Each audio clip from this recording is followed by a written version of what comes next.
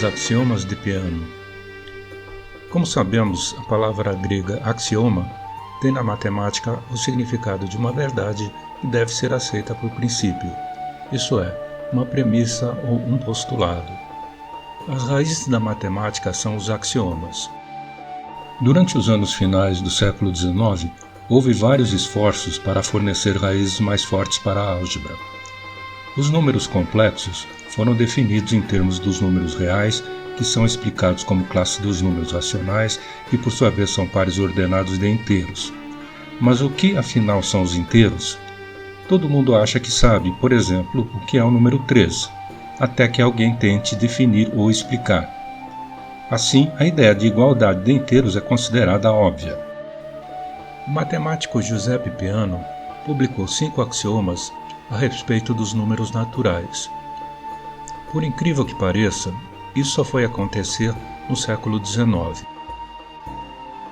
Para as fundações da aritmética, Peano escolheu 3 conceitos primitivos: zero, número, isso é, número inteiro não negativo, e a relação é o sucessor de, satisfazendo os 5 postulados.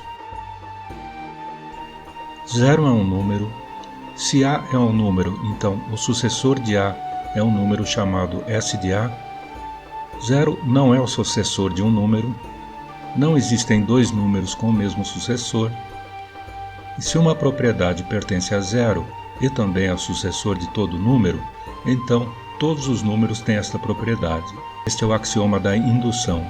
Então, uma maneira de dar a primeira aula de matemática para uma pessoa seria pedir a esta que aceite como dados o zero, os números naturais 1, 2, 3, etc., os axiomas de Peano e as operações fundamentais de soma e multiplicação.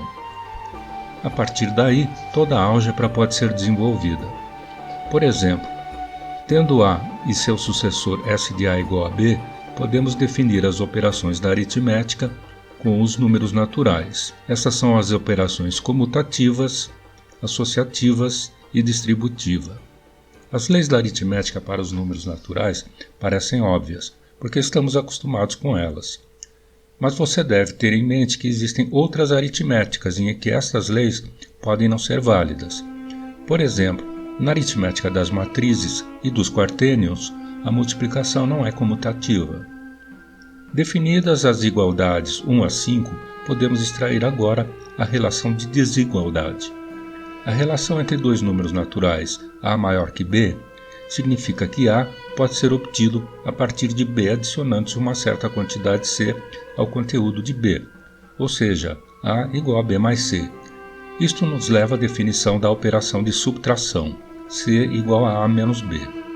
Então, a diferença A menos B de 2 números naturais é o número natural C, ou seja, é a solução da equação A mais x igual a B, ou seja, x igual a B menos A. Mas no domínio dos números naturais, isso só é válido se A maior que B.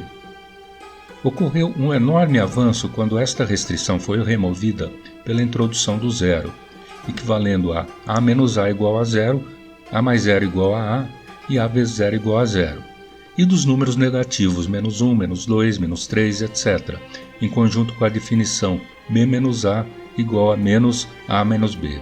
Só assim puderam ser representados algebricamente os atrasos, deslocamento em sentido contrário ao convencionado e os débitos financeiros.